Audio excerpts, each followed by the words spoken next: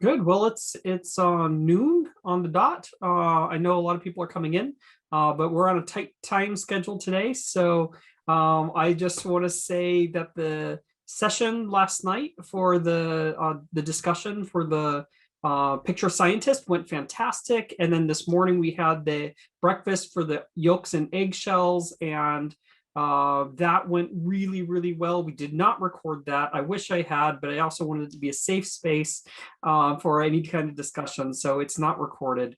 And today we have a starting session with NSF and NIH funding opportunities. So Grace Hwang and Nick Langhals are here.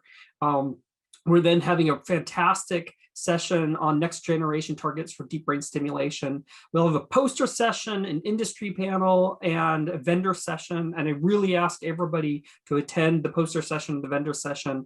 They're important for the students and they're important for all of our sponsors. So take the time to do that. And I want to thank once again all of our support. So if you have any questions about the poster session is going to be in a separate room. So you have to transition over there, and there's going to be breakout rooms by topic. And then there's only going to be like 6 posters per room. So you only have to watch 6 posters. If you want to judge, let me know. I've tried to assign judges for everybody, but I can always appoint judges last minute too. So without further ado, let me welcome Grace Hwang from NSF. Thank you, Grace, for telling us about the funding opportunities. Oh, thank you for inviting me to share about funding opportunities. So I want to thank Tay for inviting me. I am from the National Science Foundation, and I am part of the Directorate for Engineering. I myself am a rotator from Johns Hopkins University, and I've been at the NSF for about 8 months. And I work within the Chemical, Bioengineering, Environmental, and Transport Systems Division. I thought I would share with you some opportunities in the lens of rehabilitation research, because I manage the disability and rehabilitation research at the NSF. As you know, NSF was founded back in 1950. And our mission is to promote the progress of science, to advance the national health, prosperity, and welfare, and to secure the national defense, and for other purposes. In the engineering, biology, and health cluster where I belong, we're one of the few places at the NSF that actually could do limited human subject research. According to the NSF funding Bible, the PAP-PG, anyone interested in applying to the NSF should be familiar, or at least try to become familiar with this document, but it explicitly states that research in bioengineering with diagnosis or treatment related goals that applies engineering principles to problems in biology and medicine while advancing engineering knowledge is eligible for support. The key here is advancing engineering knowledge. Bioengineering research to aid people with disabilities are also eligible. And we, in fact, set up a landing site that you can see up here. And these slides will be made available to anyone who wants more information. This landing site has many different programs, some of which I think intersect well with the neuromodulation community. And for the purpose of today, I'll only go through 3 of the programs briefly, and then I'll touch on some interesting upcoming workshops that could eventually lead to future programs. So the first upcoming workshop I want to highlight is being hosted by the NSF Convergence Accelerator Program. The Convergence Accelerator Program is a relatively new program that, at the NSF, and they're very different from the rest of the NSF. Instead of funding projects that produces papers, good scholarship, and students, they're interested in actually creating deliverables that they want to take ideas from multiple disciplines, multiple fields, and accelerate it into a solution that can make an impact in a 3-year timetable. And in May this year, there's going to be 2 workshops to help people with disabilities. One, the area of inclusion in workplaces through technology, and the other one is in the area of assisted and rehabilitation technologies. And I think there are great opportunities for the neuromodulation community to interact with both of these workshops, be it neuromodulation for pain management or human-robot interaction, etc. If you're interested, the links are live. You could register. And if you want to be an actual presenter, you can contact the PIs who are hosting these workshops. And these workshops will be open to the public as well. I want to briefly talk a little bit about the differences between applying for funds at the NSF and at the NIH. So at the NSF, we tend to think about ourselves as funding high risk, high reward, transformative research that would lead to advancement in fundamental engineering knowledge. There could be some aspects of translation, but it's not as essential. And there could be limited human studies and animal studies. And the budgets are typically small. In my program, you're looking at a single investigator, 100K per year for up to 3 years. That's in direct dollars. And these projects would be on the lines of a proof of principle. Whereas at the NIH, they also do basic research and they do translational research with direct application, medical applications. And we think they have a much larger budget, and their budgets are limited to direct costs only. And we think there's this nice balance between NSF and NIH. There's a small gray area, and this assures that we don't leave any gaps for funding. So a little bit more about disability and rehabilitation engineering. This program is interested in all sorts of disabilities. It could be movement related, cognitive, sensory, or some combination. We like to see holistic approaches to developing technologies, devices, or software combined with the advancement of fundamental knowledge, or to understand underlying injury mechanism so that we can recover the disability. Our projects must advance engineering through validated design of technology systems, software, or models. There should be an element of high risk and high reward or transformative outcomes. Like it already said, it can involve small numbers of humans or animals, but no clinical trials will be funded by the NSF. And ideas could include theoretical, computational, and experimental approaches. There's no due date to the DARES program, so submit a proposal when you're ready. Don't rush it. Not all programs are without due dates. The National Robotics Initiative is a program that has a due date coming up on May 3rd, and I thought this could be of interest to this community. And the focus of the National Robotics Program is on integration of related technologies in robotics and the integration of robotics into very varied missions. So if you go to this solicitation, you'll see many different agencies listed in there with their specific requirements. The NRI will fund disabilities and assistive technologies research and are interested in hearing from this community. They have a slightly bigger budget horizon, so projects can range from 250K up to 1.5 million, and with up to 4 years duration. This is a third project that the deadline has passed for this cycle, but there will be a due date next February 2022. I forgot to mention, if May 3rd is too quick for you for the NRI, there will be another due date on February 22nd, 2022. So the MCS program is really a very interdisciplinary program. It requires two PIs with two different discipline backgrounds to come together and do something otherwise intractable without the two different fields. And it's really about creating a new field. NCS calls for innovative, convergent, boundary crossing proposals that can best capture opportunities and map out to new research frontiers. And they too are also looking for high risk, bold proposals that transcend perspectives and approaches beyond disciplinary research focus areas. Historically, there has been 4 focus areas that I've listed here on the slide. And some of those focus areas map to neuromodulation researchers. This program comes in 2 flavors. There is a small one called the Foundation, which is $1 million max, and a bigger one that is, you can think of it as 3 or more foundations, and they're offered every other year.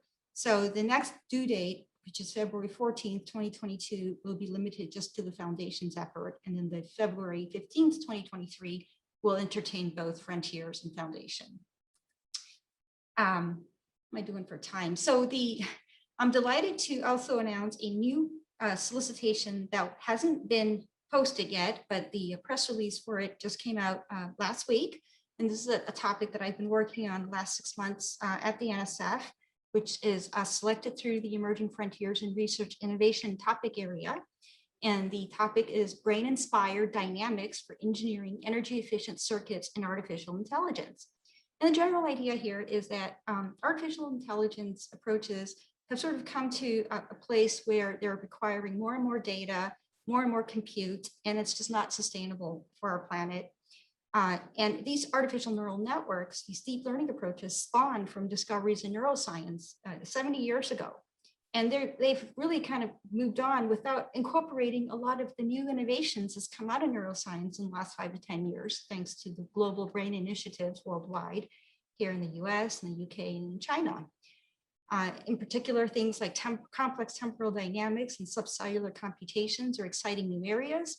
So the gist of this topic is to bring together neuroscientists with the knowledge of the new neuroscience that we're discovering, and combine that knowledge with computer scientists and engineers to create a new kind of engineered learning system that's not apparent in our current systems out there today, such as the neuromorphic systems that are based on simplified neurons and, as I already mentioned, artificial neural nets. I think this is a really exciting opportunity, and for the people who study things like plasticity, in the context of neuromodulation, I think there could be some interesting theoretical developments here. And this, if you're interested in this topic, you could send me an email or go to this link here, and there's a way to sign up for more updates. The NSF just recently rolled out an engineering research initiation program intended to help non-R1 institution.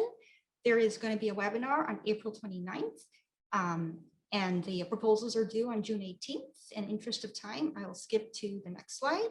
So the career proposal, which are intended to help build careers, 5-year projects with a minimum of 500K, will also be, there will also be a submission window in July of this year. And the eligibility requirement for that is one must have a doctoral degree by the time of the submission, be employed in a tenure track position as of October 1 following submission, be employed as an assistant professor or equivalent following by October 1 of this year. And one must not have tried more than 2 times for the career program and have never received a career award. So I want to save the next couple of minutes to talk about how best to engage program directors at the NSF. It's really important to be familiar with the NSF merit review criteria in terms of both intellectual merit and broader impact. We give a lot of weight to both those scores. And a good approach is to submit a 1-page white paper a month before you're ready to create the full proposal, and get the assurance from the respective PDs that your idea is in line with their program before writing the whole 15 pages. And here I've laid out some typical points that we like to see in a white paper. And the white paper should just be 1 page with 2 paragraphs and include things like identify the innovations or fundamental science that you're proposing to advance. Now, what is the motivation to do this work and its potential impact? Identify the competing scientific methods, basically know the state of the art before writing the proposal. And how is your innovation significantly better than what scientific obstacles and barriers does it overcome? And it's really important to identify these obstacles, because it's the obstacle, it's the high risk, high reward that really excites us. And to highlight your research plan at a high level with some rough milestones and ways in which you determine success. And include some preliminary results, although it's not required. It's always good to include some preliminary results to demonstrate that although your research is high risk and innovative, there's indication that it has a chance to succeed. Now, broader impacts comes in many different forms. So the link on this slide gives you many illustrations of how you can achieve broader impact within your proposal. Here is a typical timeline, and we try at the NSF to get back to 75% of folks who submit proposals within 6 months. So with that, I'll take any questions if there's time. And that was fantastic. For everybody who's concerned they missed something, Dr. Hwang has said that we can post her slides on the website so that we will make those available for anybody. Okay, I think because we're very short on time, let's go on to Nick. Dr. Langhals is the program director for NINDS. Thank you, Dr. Hwang. It was a pleasure to have you, and thank you for providing such great information. So I'm here on behalf of NINDS to talk about various different NIH funding opportunities. I wear many different hats within the organization. My primary appointment is within the National Institute of Neurological Disorders and Stroke, but I also wear many different responsibilities across the Brain Initiative, the SPARK program, and a new Blueprint MedTech program on top of those day job responsibilities. So I'm happy to answer any questions on those. We have a general, with all of our various different opportunities, the mission of NINDS is to seek fundamental knowledge about the brain and nervous system and to use that to reduce the burden of neurological disease. And kind of like this little word chart here, word cloud, that really demonstrates that we have not just one or two diseases or disorders within our mission. There's several as seen here. I think depending upon how you count and categorize them, NINDS supports somewhere between 400 and 800 different diseases and disorders, both common and rare within the mission of our institute. So my particular position within the Institute is within our Division of Translational Research. And so a lot of what I'm going to talk about today really is focused on a lot of our later stage translational and clinical programs. However, having said that, I do want to emphasize that the vast majority of NIH funding goes to investigator initiated research project grant opportunities in the traditional R21 and R01 bucket of research. And so even if I'm not highlighting a topic that might be where your research is focused today, there are definitely opportunities to be able to submit whatever you're working on and compete for those other pools of funds. It's just with a lot of our outreach, we target the specific programs that are really trying to fill gaps that we have identified along the pipeline and help make sure investigators know that there are opportunities to submit and address those. And so here is kind of a summary of several of the different programs within our Division of Translational Research with programs, activities focused on biomarkers and biologics development. We have our massive efforts in the small business set-aside programs. We have a countermeasures against chemical threats program, as well as several other modality-specific programs. We have resources that we're managing, such as the epilepsy therapy screening program. We have contracts that are in place that are relevant for supporting several of these programs.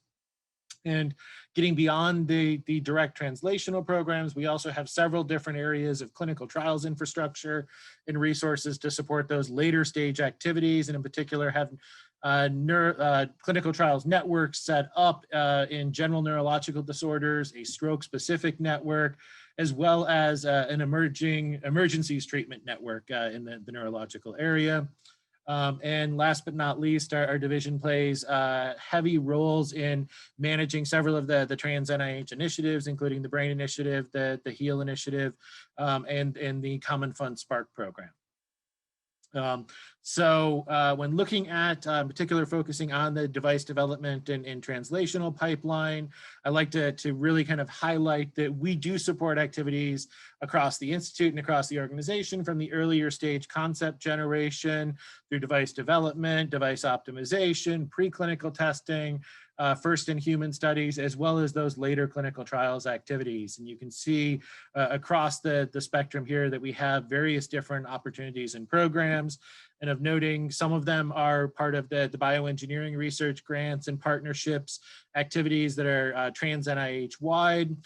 Some of them are focused within the Brain Initiative, and then we have our targeted NINDS programs as well that I'm going to highlight in some of our slides today. For the bioengineering research programs, there are 3 different activity codes and associated funding opportunities to support and encourage this basic applied and translational bioengineering research that could make a significant contribution to improving health. There's an R21 earlier stage mechanism for those establishing the feasibility of these technologies.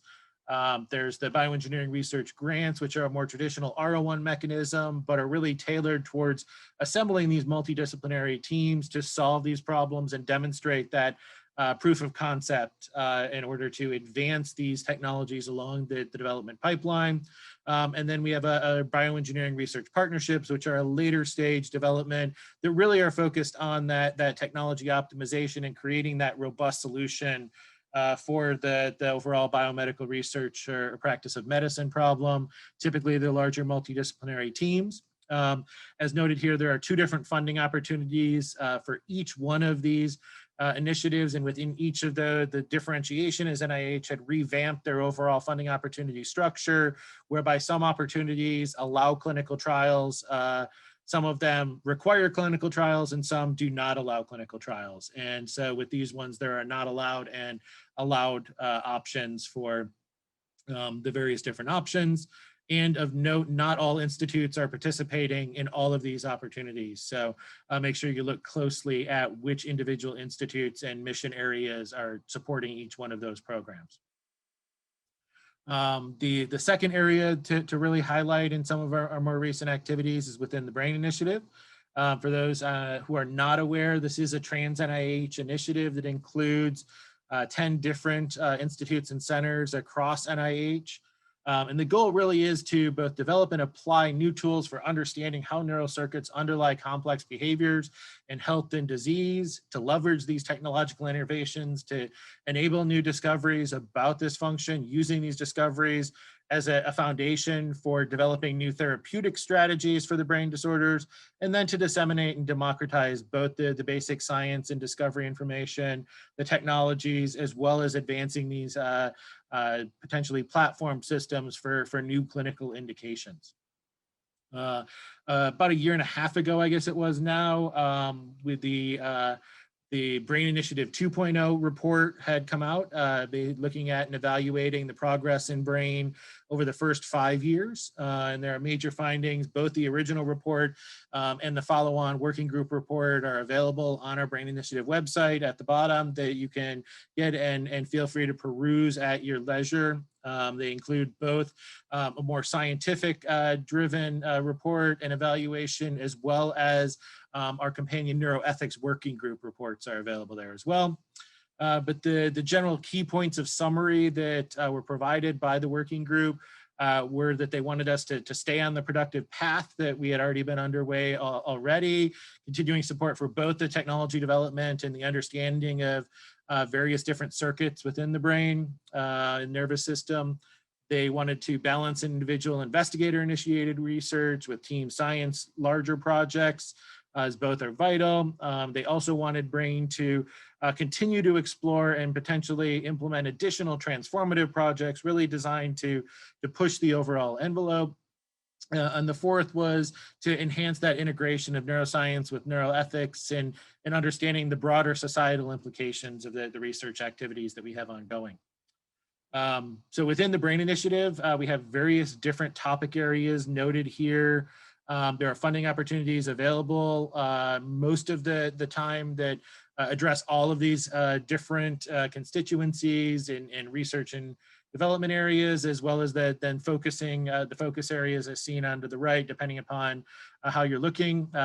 Most of our website is coordinated around those focus areas, and you can go and explore what we funded in each one of those various different topic areas, as well as identify funding opportunities that are available that happen to fit the area where you're looking at exploring for your individual research project. Budget for BRAIN. Here's the overall trajectory of the BRAIN Initiative, including up until fiscal year 21, which is where we are now. There's about $100 million was our increase for this fiscal year above the last year's level. And of noting that in the working group report, they had initially recommended about a $500 million a year level for the BRAIN Initiative funding, which we finally reached last year and have now exceeded this year as part of the overall funding strategy. Also to note is that as part of the 21st Century Cures Act, there is a proposed large influx of funding proposed for FY23 upcoming. So make sure you keep an eye out for opportunities to potentially tap into that funding and looking at the transformative projects that are forthcoming to get into some of the research in that area. In terms of the various different technologies within my team, within the Brain Initiative, we oversee the programs focused on a lot of the technologies for invasive recording and modulation in the nervous system. So you can see that there's an overall pipeline of funding opportunities that we support activities from those earlier stage, new concepts, new theories, of trying to develop these new recording and stimulating technologies to the various different tool development projects that are R01s that are 3-year funding opportunities. We have our tool optimization, U01s that are really focused on that, increasing the reliability, scaling up the technology, and starting to get that into end user hands to look at and evaluate the tools. And for the later stage projects, really, we have research resource grants that really are about trying to enhance that dissemination of your technologies that have been validated and shown to be useful for the user base, and being able to then have the infrastructure and resources to start disseminating those and training the community on how to use those tools and get them out there. And last but not least, we have our parallel R01 on the biology and biophysics of neural stimulation and recording technologies, which is really designed to serve as an avenue whereby you can propose research to understand the mechanisms of how all of these various different recording and stimulation tools and technologies work. Along the same dissemination front, as I mentioned, we have that U24 opportunity. The next due date is coming up in June if you're interested, and can kind of see some of the details there. And Natalie Trzynski has taken over management of that program. We also have within the Brain Initiative implemented an administrative supplement program really focused on that resource dissemination, and that notice is live. It's rolling submissions at least for the next year through February of 2022. So if you are an active Brain Initiative awardee and are interested in enhancing your dissemination efforts, you can apply through that program. And if you are not a Brain Initiative awardee and are aware of an investigator who has a tool that you would like to use in your lab, feel free to reach out to them and see if there might be an opportunity to use that administrative supplement to develop that collaboration. And then last but not least, we do have a notice of special interest focused on our small business programs and the translation of Brain Initiative technologies into the marketplace. And you can see the notice opportunity there, and Meg Grab runs that program as part of Brain. In the more later stage developmental efforts, we have a program focused on invasive therapeutic and diagnostic devices in the central nervous system, which really are milestone-driven cooperative agreements that are designed to support that translation of these technologies into humans and those small clinical trials associated with that. So the one mechanism is a phased award UG3 UH3 that supports that late stage non-clinical testing to enable that IDE 4-year study, significant risk study, and obtaining that IRB approval for the trial. And we have a direct to UH3 version that allows investigators who are ready to commence that clinical trial to come directly into the program. While the current version of these just expired a little over a month and a half ago, they were all approved for reissue by our council in January, and the reissue should be coming along shortly for these various different opportunities. And as part of that, the Brain Initiative, we have our public-private partnership program to help facilitate these agreements between various different companies that have these state-of-the-art implantable neuromodulation systems and the academic investigators, and feed that into that UH3 program to support the funding of those efforts. There's more details available on the website there where you can see what tools and technologies the various different companies have and are willing to provide to the investigators to help facilitate these exploration of new indications and new research directions. In the Brain Initiative investigators meeting, is going to be June 15th through 17th. While all investigators are required to attend the event, it's wide open to the public. So feel free, if you're interested in seeing what we're funding within the BRAIN Initiative and learning a little bit more about what's going on and the various different activities, go to www.brainmeeting2021.com and feel free to register and go ahead and sign up.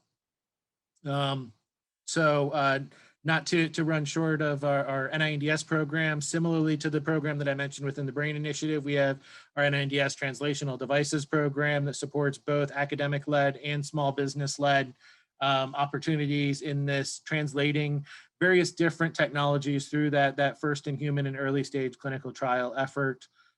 These have due dates 3 times a year, similarly to the BRAIN ones. They were just reissued, approved for reissue, and the new date should be starting back up again for the summer cycle. As I mentioned earlier on, with all these various different trans NIH efforts, there's lots of targeted funding available for the across the various different special programs and the translational efforts in our team. But I also like to draw attention that we support across these mechanisms a very wide array of diseases and disorders across the mission of not only NINDS, but NIH as a whole. And so depending upon what you're working on, we can definitely try and find a home for that project. So as I mentioned to start, we have various different funding opportunities that cover the translational pipeline in these activities. Feel free to reach out to us if you have questions. And teaser for our new program that we're in the process of launching this summer that was approved last year is our Blueprint MedTech program, which is really designed to serve as an NIH incubator to bridge that overall development gap for these medical devices to treat disorders of the nervous system. We're modeling this after our Blueprint Neurotherapeutics program, with the idea being that not only will we have funding opportunities for the investigators to support their research and development, both from an academic-led or small business-led strategy, but also help set up additional resources through contracts and consultants to help facilitate that translational pipeline. So the program has been approved. Opportunities for all of the various different aspects should be arriving this summer. So keep an eye out for what's happening there. So last but not least, I lead a team at NINDS and within our BRAIN Initiative programs that I highlighted. So I'd be remiss if I didn't highlight all of them here. And we have recently set up a mailbox, NINDS-devices@nih.gov. So feel free to reach out to that to get a hold of any of us, especially if you don't know which one of us is the right person to talk to about your research direction. Thank you. Thank you, Nick. Will you be making your slides available that we can put them on the website afterwards? Yes, yep, I can share them as well. Wonderful. Thank you so much. Thank you for that information-packed session. Thank you. Well, let's start off on our first scientific session for the day. Our session chair is Matt Johnson, who's an associate professor of biomedical engineering at the University of Minnesota, and I am pleased to say has been promoted to full professor. So yay, Matt. So please go ahead, Matt. Great. Yeah, thanks so much, Tate. And thanks so much, Grace and Nick, for a wonderful session leading up to this. So one of the things that I'm really excited to have as part of this session is really thinking about sort of the next generation of targets for deep brain stimulation. We've come a long way, some of the seminal studies in the 1950s and 60s to, sort of where we are present day with a lot of the commercial technologies. And, one of the really exciting aspects of this is not only thinking about the technologies, but also sort of the brain circuits and the neurological indications that we might be able to treat sort of in the present day and in the future.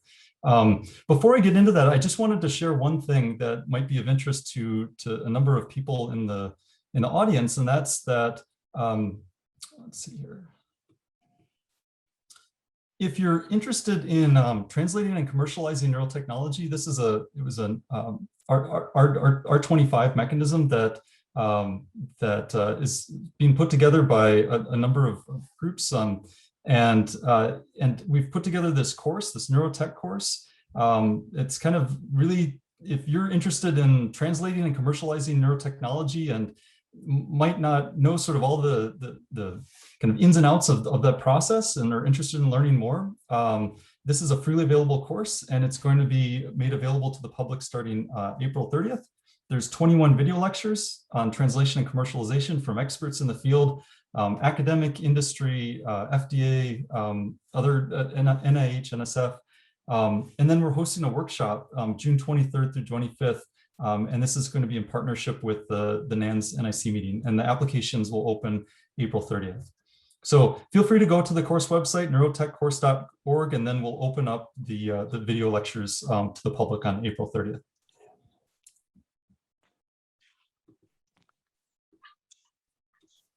So it's my distinct honor to introduce our first distinguished speaker for today. Dr. Nicholas Schiff is a professor of neurology and neuroscience at Cornell Medical College. He's a leading expert in the pathophysiology and treatment of neurological disorders of consciousness. He's the one that led the first use of DBS for minimally conscious state, and published a seminal Nature paper on that. And has since led multiple influential studies really investigating how the different forebrain pathways one can target and modulate levels of arousal. So please join me in welcoming Dr. Schiff. Thanks so much, Dr. Schiff, for presenting today. Thank you, Matt. Very, very happy to be invited, and thank you for the invitation. I'm going to jump right in because I know our time is short. I'm going to talk about central thalamic deep brain stimulation for moderate to severe traumatic brain injuries today, which is a study that we're doing under the funding of the Brain Initiative. I do have some disclosures up front. I should just point out most of these are not relevant, but I am an inventor on several patents that Cornell University holds that cover various aspects of deep brain stimulation in the central thalamus.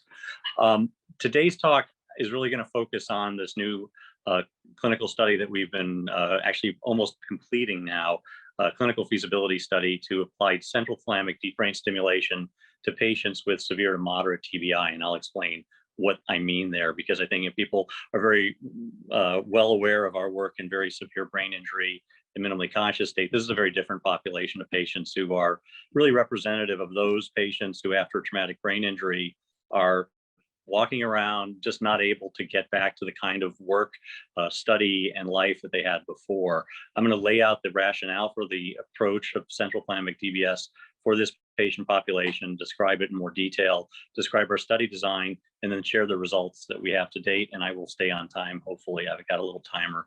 So this is the Century S trial. It's a UH3 mechanism under the Brain Initiative. We were in the first class, I think, of invasive human brain treatment grants that were developed at the NINDS, and this is a study between Weill Cornell, Stanford, Harvard Medical School, Cleveland Clinic, University of Utah, NIH, and Medtronic. We're using a Medtronic DBS device for this study. I just want to kind of, for those who may not be familiar with the central thalamus and why one would actually stick a deep brain stimulating electrode in this target to improve arousal regulation, review very, very quickly some anatomy, physiology, and neurology.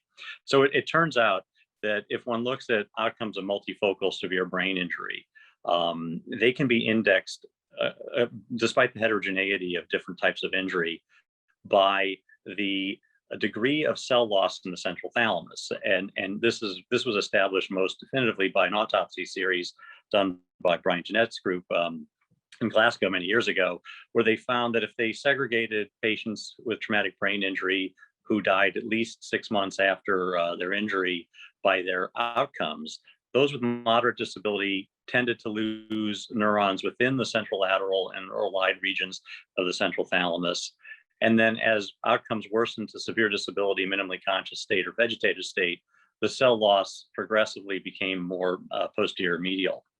This overlaps very nicely and precisely with human stroke syndromes that are among the only ways in which bilateral lesions can produce an acute disorder of consciousness and coma. And these clinical observations direct our attention to the cell populations in the central thalamus, which have been known for many, many years to be special. So the cell populations in the central thalamus were the focus of work beginning in the 1940s, looking at a brainstem stimulation producing arousal in animals under anesthesia. It wasn't until the 1982 papers of Steriati and Glenn, where detailed electroanatomical techniques were brought to try to identify the neuronal populations of the mesencephalic reticular formation and their projection targets in the central thalamus, that it was really definitively demonstrated that the primary cells in the central thalamus that carry at least the effect that Marucci and Magoon demonstrated in their paper were in the central lateral nucleus, particularly the lateral wing of the central lateral nucleus. This is the cat, in other species, these cells have similar properties, as you'll see. This is a single neuron in the central lateral thalamus, characterized using a camera lucida technique in the rodent. And as you see, this neuron makes an en passant synapse in the reticular formation, the reticular thalamus, spreads out and arborizes across the rostral striatum. Again, this is just a single fiber from a single neuron, and then goes out across frontal cortex. So this massive frontal striatal innervation of a single neuron from this area. This is also the region in the human thalamus that is the target of heaviest cholinergic innervation. Now, the human thalamus receives cholinergic innervation from the entire brainstem cholinergic population across most nuclei, but there are a couple areas where it's denser. It also receives strong, but not quite as strong innervation from the basal forebrain. This is the central lateral component. And then this is from the monkey. Similarly, the noradrenergic system heavily concentrates this afferent input from the locus ceruleus into the central lateral nucleus. So the central lateral nucleus is the target of glutamatergic, noradrenergic, and cholinergic, and other major arousal regulation pathways. So this is sort of evolution's hint to us that this is a place that we should look for important arousal regulation effects. And of course, the lesions I showed you give us a reason to think that as well. If this was a longer lecture than I have, I would get into some other very interesting studies, but probably the most proximate work that's helped form the basis for what we're doing right now is work done by John Baker at Cornell in collaboration with Keith Perfra, myself, Chris Butson and his team, where John developed a dual electrode system to put multiple electrodes into the central thalamus and followed up on earlier results of arousal regulation that we'd seen in the monkey. John was able to show very beautifully that using this system and actually doing something we cannot do with the commercial system right now, passing electrical current in a particular direction between two electrodes, he could in fact get to a point as the animal's performance started to wear down over a session, when water reward became less motivating and time on the problem tended to drift his performance down, recapture baseline early performance with central thalamic deep brain stimulation. There were some differences here, as you see, in reaction times. Reaction times tended to be faster at the beginning of the day and sort of spread out as this recapitulation of good performance occurred under central thalamic deep brain stimulation. But nonetheless, this was a very remarkable finding. And it led to, after thousands of experiments, a very detailed modeling of the fibers that carried this effect, which were in the central lateral region of the central lateral thalamus, in the lateral wing region of this nucleus. This nucleus contains fiber bundles that collect the afferents from CL, some of the CMPF afferents as you go more posteriorly, and brainstem arousal pathways that project to the reticular nucleus. So this became our expected target to study in our clinical trial in human subjects. The next question in this trial was, who should we study and why? We demonstrated several years ago, as Matt mentioned, that deep brain stimulation of the central thalamus could help the behavioral function of patients in minimally conscious state. I don't have time to review that today, but those effects, and they're significant effects, they're effects of improving speech and organized motor behaviors, chewing and swallowing. They are not necessarily predictive that effects for returning cognitive function at a higher level that might be useful for regaining employment or going back to school would necessarily occur. But our thinking was that we could demonstrate effects in human minimally conscious state and intact forebrain in the non-human primate, it was likely that the impact for the greatest use of this technology would be where neuronal cell bodies were preserved widely, but partially deafferented, widely disconnected as a result of multifocal brain injury. And this is what this trial has made an effort to kind of identify, which is what is the human subject population where that sweet spot would be identified. And so we had three goals in establishing the Century-S study. One was to establish the feasibility of targeting the central-lateral wing and DTTM in patients with severe to moderate traumatic brain injury, to establish the safety profile of doing this in this population, and then to determine the effects of stimulation in central lateral wing DTTM across multiple outcome domains in patients who remain chronically disabled for at least 2 years after their severe brain injury. This is the more specific outline of the target population. Patients had to have a history of a severe traumatic brain injury Glasgow Coma Scale initially of 3 to 12 based on at least the medical records that we could identify within 48 hours of injury. They needed to be 2 years out, and they needed to persistently have functional disability. Our functional disability outcome rating scale that we use is the Glasgow Outcome Scale Extended, and our range on the GOSI, which is the acronym that's used for that, is 5, which is the lower moderate, to 7, or the lower good. So such patients no longer require supervision in their home. They have not yet returned to unsupervised employment or academic study.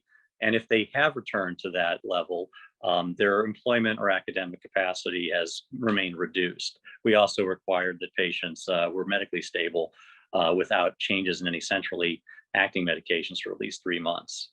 The study phase that we developed was a delayed baseline phase. And one of the reasons that we set it up this way was in our prior work, we demonstrated very definite carryover effects, wash in and wash out effects. So we needed to establish a framework to look for causality without biasing ourselves or working against ourselves with a crossover design. So we set this up with 3 cohorts for the 6 patients, all staggered by their time on to stimulation after the DBS surgery was begun. This is the specific staggering. We had a short 30-day after a stimulation group, an intermediate 44-day after, and a long 58-day after stimulation group. And we repeated our neuropsychological testing pre-surgically, a post-surgical measurement to look for effective surgery, a post-surgical to pre-treatment to look for our baseline and any washout, and then a pre-treatment to post-treatment interval to look for the effect of CT-DBS. We also put together a blinded withdrawal phase for this study, and I'll talk about that a little bit further on. So our first participant was a 40-year-old woman who was in a car accident 18 years prior to enrolling in the trial. Her initial injury, she was a Glasgow Coma 3. She remained comatose for 14 days. She had a very protracted rehabilitation course for months, but she recovered eventually to a GOSI 5 level where she was independent in function. She could live on her own. She attempted to go back to work in school, but she was unable to complete school or to be able to maintain steady employment. And this has been her stable baseline for 18 years. She received bilateral CL deep brain stimulators and completed all primary phases of the study. This is just to show the way in which we lay out the approach. The initial targeting of the central lateral thalamus is done in our trial using a segmentation atlas, automated segmentation atlas developed by Brian Rutt and his team at Stanford University from a 7T MRI atlas of the human thalamus, and they use a machine learning algorithm that they call Thomas. Now, Thomas did not include the central lateral nucleus of the thalamus, so that was one of the initial innovations of the project to kind of get Thomas aligned with helping us get on target Chris Butson and his team at the University of Utah, who we've worked with for decades on both non-human primate and human studies, developed a 3D modeling software to integrate both electrode planning, diffuse and tensor imaging of the tracts, and the Thomas Atlas modeled shell of the CL. And this is how we plan each of the surgeries in our patients. We work as a group using these tools after we've got our imaging to a point where we feel that it's been vetted and that we trust the localizations. Here's an example. Here is the first patient's stealth planning for the surgery done by Dr. Henderson at Stanford University. Dr. Henderson is the neurosurgeon who's done all of the implantation surgeries in this trial, and this is a merger of the pre-surgical planning work with the standard stealth Schaltenbrand Atlas, and the shell of CL is in white, and these are the electrode placements. These are actually the post-operative positions of the electrodes in this patient. As you can see, it's pretty much Jamie landed the target right on target, and landed the electrode right on target. And here's another representation looking in the coronal plane, now with Thomas modeling of CL, MD, and CM, and you can see the electrodes in both locations, in both hemispheres in their in situ location in this CT MRI merge with the Atlas. Here's a final representation of the same patient showing the 3D modeling of the CL nucleus, the electrode positions of the left and the right hemisphere, and the projection of the DTTM fibers out of CL into the frontal cortex and the striatum. What's really just shown here is the extent of the projections modeled by the DTI. So this first subject we believed was very much on target. We actually had the opportunity, using the tools that Chris Butson and his team developed, to make a biophysical estimate of our ability to activate these fibers from different contexts and sort of make a prediction about which contacts would give us the desired therapeutic benefit if there was one in the subject.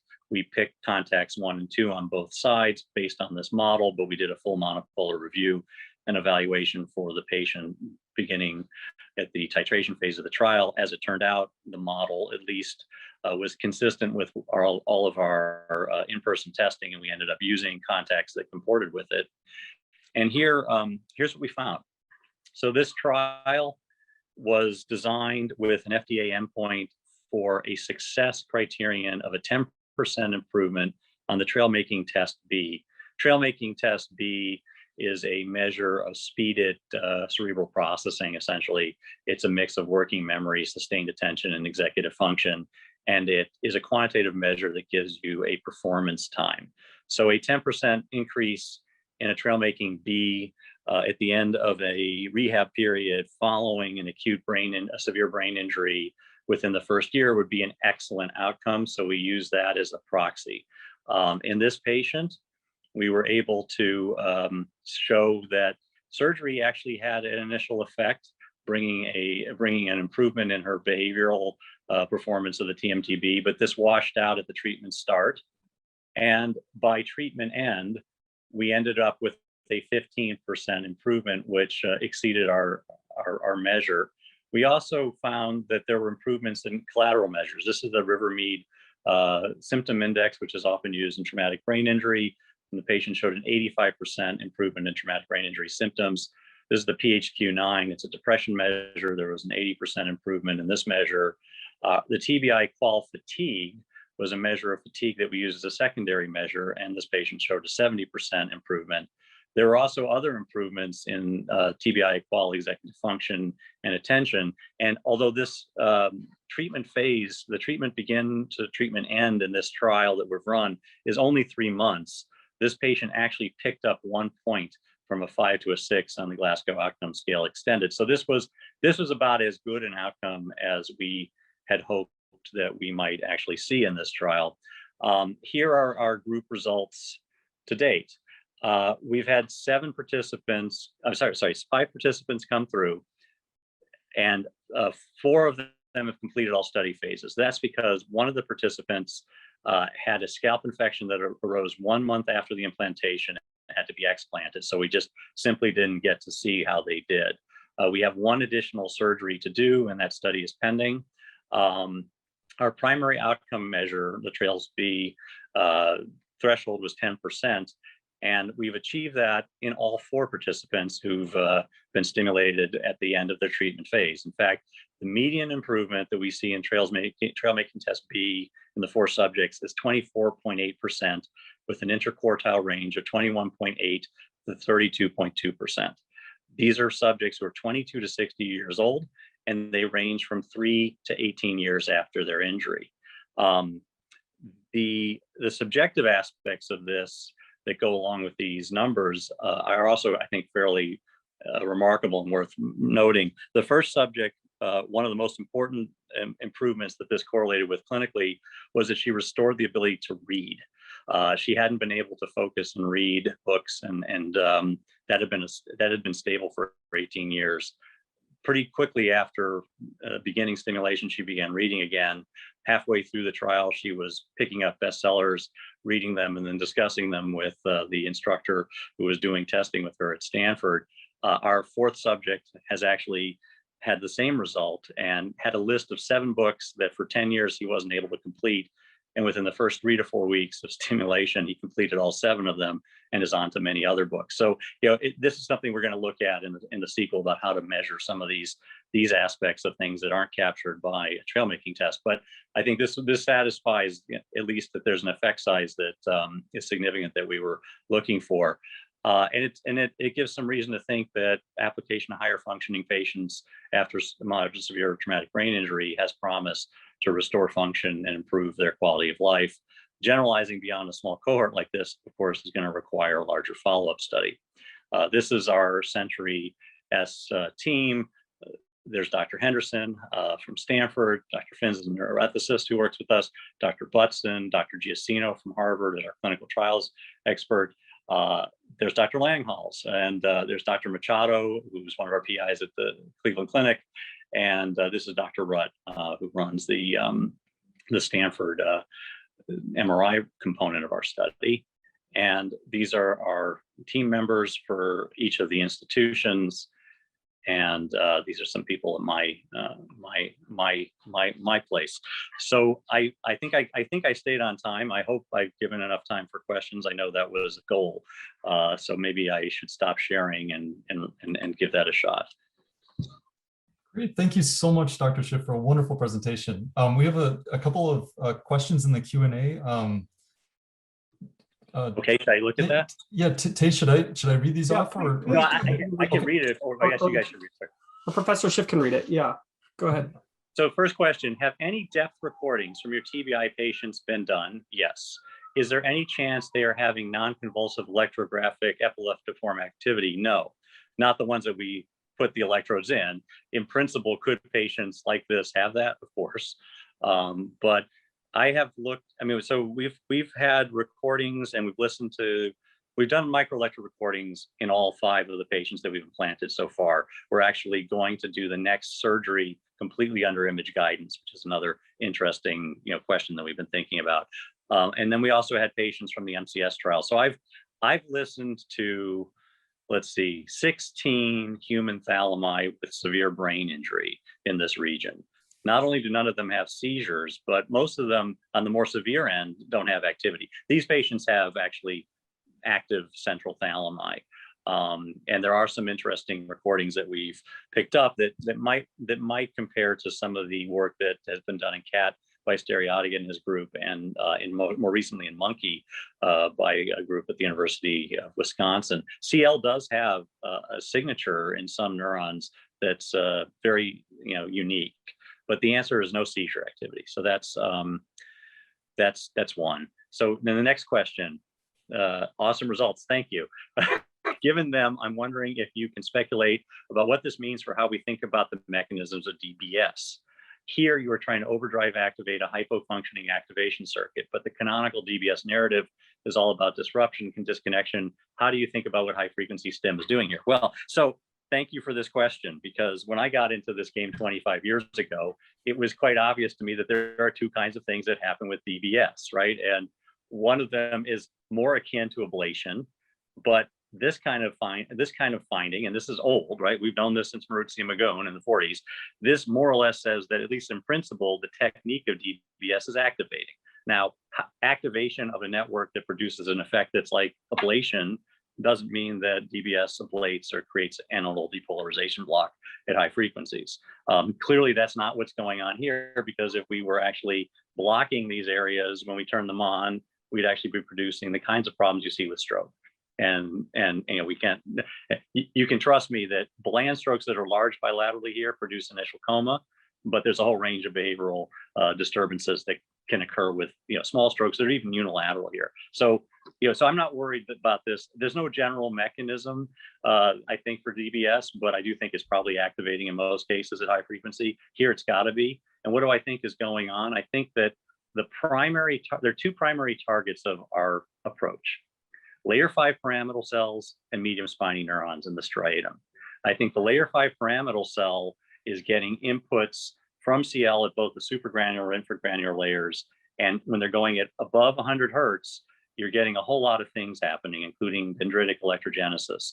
And all of this is playing a role in creating a wider dynamic range for cells that are alive and firing, but not exploring the full range of what they can do. MSNs are very special because they need about 10,000 inputs per second to stay up, right? This is why Parkinson's, you know, is affected by dopamine, denervation, et cetera. So I think some combination of rate and driving of those two cell types carries the main effect here. And what we're doing is we're recruiting resources in the executive attention system of the frontal and prefrontal cortex back into the game for patients who are basically downregulated. I think in the interest of time, no, it's fine. Is that okay, Dr. Schiff? Yeah, I think in the interest of time, maybe if there's a way to answer that over the chat, that'd be wonderful. But yeah, thank you again so much. It's my great honor to introduce our next distinguished speaker. Dr. Maryam Shanechi is an associate professor and early career chair in electrical and computer engineering at USC. She's a highly respected leader in the brain-machine interfaces field and has really developed some cutting-edge dynamical models for figuring out how to decode and control brain function. So please join me in welcoming Dr. Shanechi. Thanks very much, Matt, for the invitation and the introduction. I'm gonna try to share my screen now. Well, hi everyone. It's a pleasure to be here today and talk about some of the effort we've made in developing brain-machine interfaces for closed-loop stimulation in mental disorders. Now, as most of you know, mental disorders are pretty prevalent in the population and affect tens of millions of patients. Unfortunately, they're pretty debilitating and in a lot of cases are not responsive to any of our current treatments.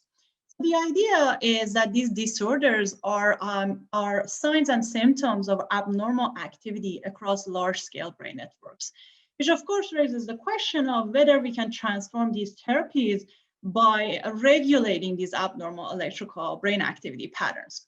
Now, indeed, there's been proof of concept demonstration in seminal open-loop electrical stimulation studies, for example, in major depression, showing that if you electrically stimulate an appropriate brain region, such as subcallosal cingulate white matter, with these kind of biphasic pulse trains, depression symptoms could be alleviated.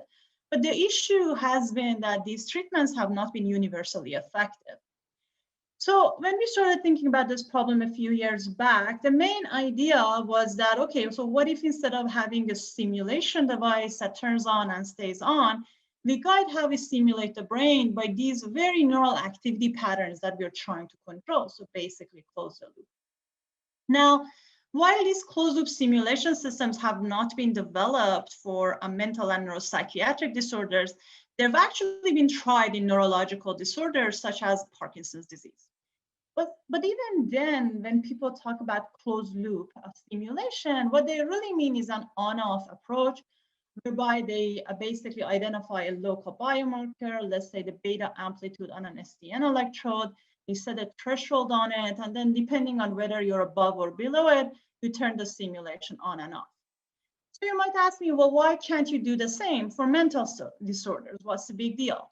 So the issue is that these mental states and their neural representations actually are distributed across a large scale brain network, which means that maybe in this case, a local biomarker approach may not be ideal, and we may want to resort to a network modeling and decoding approach to aggregate information about the state across the brain. The other issue is that these mental states and their neural representations are dynamic and exhibit both inter and intra-subject variability. So maybe the ideal approach here is not to just turn stimulation on and off, but rather to build a model of these very neural dynamics and use them to guide our stimulation by developing model-based approaches. So what do I exactly mean by a model in this case? I mean a model that would tell us how neural activity moves in time, so the spontaneous dynamics, but also how stimulation drives these dynamics, so the input-driven dynamics. And finally, how these neural dynamics relate to the particular mental state that we're studying. So if we can build these models, then we have a full end-to-end relationship from stimulation to mental state through neural activity that we can hopefully use to come up with effective therapies. Now, an analogy as an engineer I like to make here to make things very concrete is that of an autopilot controlling an airplane. So if the autopilot is taking the aircraft to a desired target attitude, it doesn't just turn the engine thrust on at an arbitrary level. It doesn't just turn the engine on and off. There's some measurement of the current attitude as well as a model of the aerodynamics, and uses those two to gradually change the engine thrust and take you to the desired attitude. Now, we want to do something similar for control of brain states.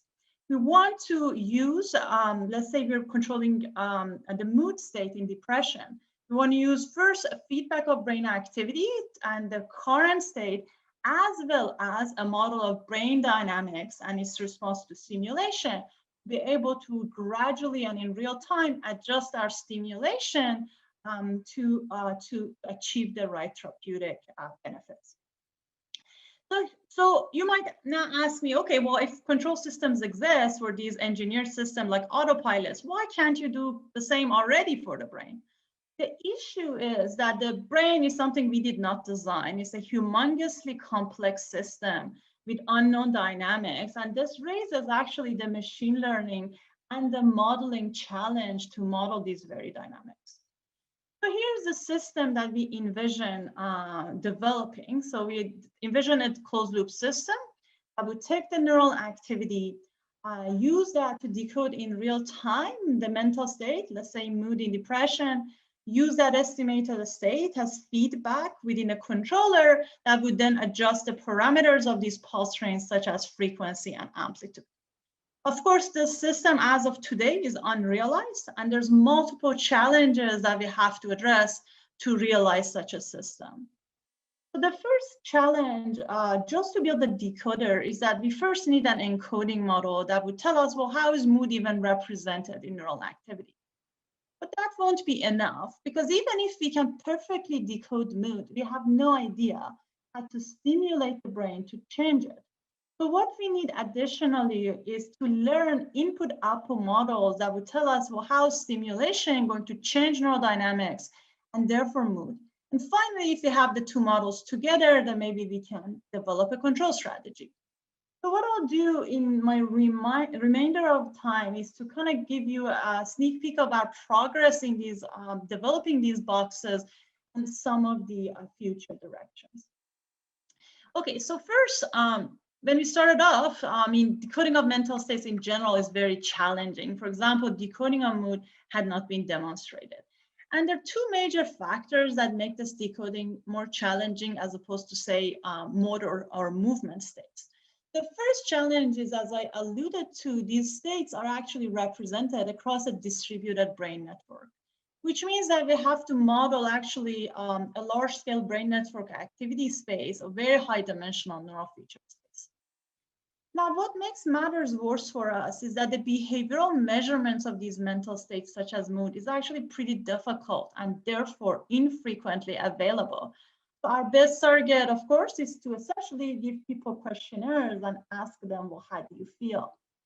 You can do this maybe a couple times a day, meaning you end up with a sparse set of mood measurement data by which you want to model this high dimensional neural feature space. And of course, this is a big machine learning challenge.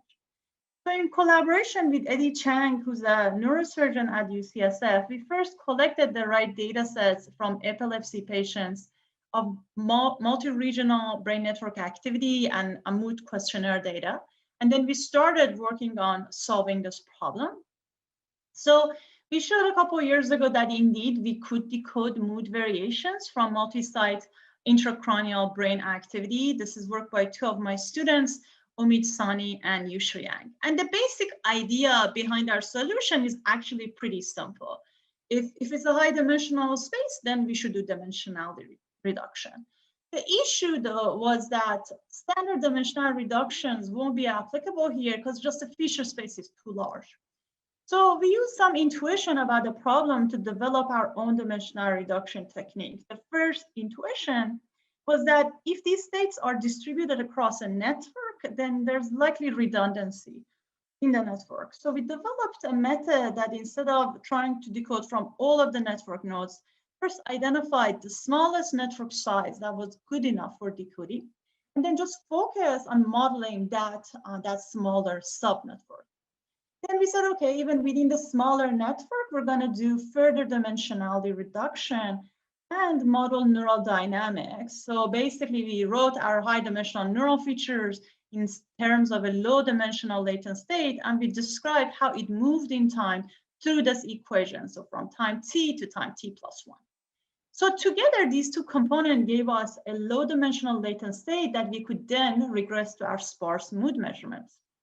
And by doing so, and then building the corresponding real-time decoder, we showed that indeed we could decode mood variation across our population of 7 subjects. So this is decoded mood versus measured mood, and of course, closer to the 45-degree line, the better. So more importantly was that we could actually do this in each individual at a significant level, opening the door to personalized neuromodulation therapies for these patients. The other interesting point for us was to explore, okay, so what were these smaller subnetworks that were selected by our decoder for mood prediction? And what we found was that actually, interestingly, our decoder, even though it wasn't supervised to do so, largely picked the limbic regions, which shows a biological consistency of our results because these are the regions that are implicated in neuroimaging studies in emotion regulation. More interestingly, even though our modeling was individualized and independently done in each subject, we found that in 60% of the subject, the decoder picked the orbitofrontal cortex as the most mood predictive site. And this is interesting because in an independent study in collaboration with Eddie, we stimulated the orbitofrontal cortex. And what we found was that stimulation there actually alleviated depression symptoms more consistently than stimulating other sites. So you can see that these two independent studies, one based on kind of machine learning and modeling and one based on stimulation, kind of converged this common site, the orbitofrontal cortex, and showed its importance in the mood regulation network. All right, so far what I've shown you is that yes, we can get a feedback signal, but as I mentioned, that's not enough because what we need to know is, well, how is stimulation going to change neural activity and therefore the mood symptoms? So basically we want a model of this box. How stimulation changes brain activity. Now there's beautiful biophysical models that aim to do exactly that. The problem is that these are disease-specific models. For example, for the basal gangliocortical loop in Parkinson's disease, they're usually complex and nonlinear.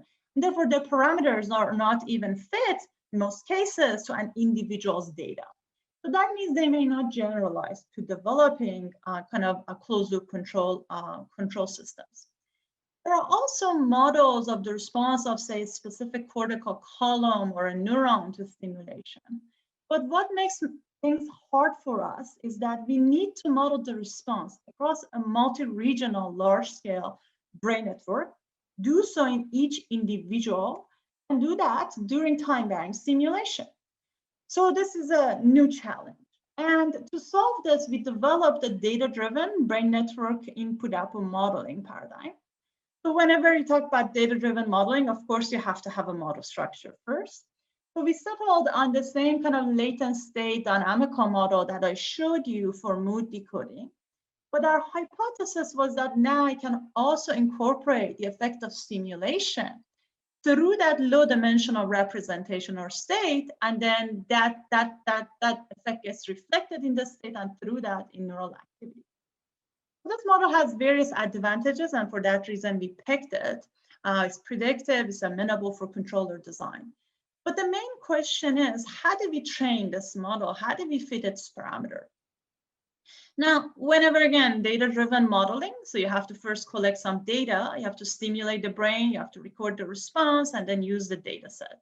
But how do we stimulate to collect informative data? So for those who may be familiar with system identification theory, you know that the inputs cannot be anything. Usually you want inputs that can excite the system, in this case, the brain, across all time scales and frequencies such that you can build that relationship across all of those time scales. So essentially what you want are some sort of wide spectrum, white noise inputs. But what does that even mean for brain stimulation, where we have these kind of periodic biphasic pulse trains that are far from being white? So the main intuition we had there was that it's really the parameters of these pulse trains, such as frequency and amplitude, that drive clinical outcomes. So we should develop novel waveforms that are wide spectrum in the parameter space, in amplitude and frequency. So briefly, in this theoretical paper, it came out about a couple of years ago, we proposed a novel waveform design. We started from this biphasic pulse, and then we said, okay, instead of having it have the fixed frequency and amplitude, stochastically change its frequency and amplitude between two levels according to a coin toss. With 50% probability, you stay at one level, let's say 80 hertz. With 50% probability, you go to a second level, let's say 140 hertz. You do the same for amplitude. So if you do that and modulate your pulse, you get what we call a binary noise modulated electrical stimulation pattern. Now you can show this is wide spectrum, it's clinically safe because it's just using the same charge balance pulses, and it's pretty flexible because you can use any pulse shape. But this is a proposal, this is mainly a theoretical study. The main question is, does this even work in the brain? A couple of years ago, we started a collaboration with Bijan Pesran's lab at NYU to be able to test our ideas in non-human primate experiments. And in a paper that just came out a couple months ago, we showed that indeed this was possible. So what did we do? So Bijan's experiments allowed us to apply our new binary noise input in orbitofrontal cortex, record LFB from a large-scale multi-regional brain network, do artifact removal, compute spectral powers, fit our model. And then the question was, can this model predict how neural activity changes in response to a changing stimulation? And the prediction is completely feed forward. So it doesn't look at neural activity, just looks at the input. And what we found was that indeed we could predict the input-driven dynamics of neural activity. Here, the gray shows you the actual dynamics, and the orange is our prediction. So you can see that we're doing a good job in doing this prediction. The other interesting observation here was that even though we were stimulating at one site, the response was actually distributed across multiple brain regions. But the strength of the response was actually variable across these regions. So modulation strength was variable. So our hypothesis was that this is likely related to some sort of functional connectivity between the stimulation site and the target sites. So to test that, what we did was we devised a new at-rest functional connectivity measure based on the concept of controllability. So basically, we computed the energy needed at the stimulation or source node to derive the activity at each of the other brain regions or the target nodes. And that defined a new at-rest functional controllability or connectivity measure. And interestingly, we found that indeed this measure explained the variability, meaning that you just compute the connectivity in at-rest data without any stimulation. And then you find that the brain regions that are more functionally connected, the stimulation node, actually respond more strongly during stimulation. So this is interesting from a scientific perspective, but also provides an independent validation of our IO models, because the two data sets are completely different. One is at rest, one is during stimulation, yet they converged similar conclusions. We've also started testing this in actual human subjects in collaboration with Eddie Chang at UCSF. As I mentioned, we've applied these in epilepsy subjects and done the modeling, and we've shown that indeed we can again accurately predict the response to a time-varying stimulation, but I won't go into the details of those results. All right, so this shows you that, okay, we can get an input-output model, but now the question is, how do we put that together with the decoder to come up with a control strategy? Now, the intuition behind this is that if you have an input-output model, then what you know is how a changing stimulation would change your neural activity. Now, if you have a decoder, then you know how that change in neural activity would indicate a change in mood. So if you have both of the models and you find a way to combine them, then you can know how a change in stimulation changes mood through neural activity, which you can then use as full model or transfer function to build your control strategy. Now, the first question, of course, is, are your input-output models accurate enough to even allow you to build such a model-based controller? So to study this, we took our models from the actual data, and we did a simulation, a closed-loop simulation, whereby we introduced in our brain, in simulated brain model, enough mismatch, model mismatch to emulate the input-output modeling error that we saw in the actual data. We built a closed-loop model-based controller. This, for those who are familiar, this is just a common estimator and a linear quadratic regulator. But if you're not familiar, it's just an optimal linear controller. And then we said, okay, let's simulate taking a mood biomarker from some baseline level here, where it is, without simulation, to a target level. So when control begins, we turn simulation on, and using our model-based controller, you can see that both in the best case for our models and in the worst case for our models, we can achieve the target. Now, what happens if we have a model-free on-off controller? You can see it does much worse. What if we actually use the model to give the on-off controller the best possible fixed level of stimulation? Even then, it does much worse because it doesn't take into account feedback and dynamics. So you can see that there's a lot of potential for these model-based type approaches to enable more accurate and effective neuromodulation. Now, we are currently working on implementing these model-based controllers in vivo in a new R1 grant that we just actually received. But we have some pilot data in humans showing that actually, at least in closed loop, we can do as good of a mood decoding as we can do in open loop. So there's a lot of potential here to be able to implement these model-based controllers in vivo in humans and animal models. Okay.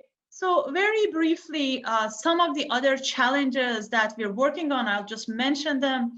One is to improve our decoding technologies, right? So we know that these decoders are looking at brain activity across large-scale brain networks that don't just relate to a given state, such as the mood state, but relate to a lot of other things like how hungry or thirsty you are, what movements you're making. If we just use latent state modeling, the unsupervised, you would discover brain states that relate to your neural activity, but not necessarily to your behavior or mental state. And what we want to discover are shared states between neural activity and behavior. So these behaviorally relevant dynamics.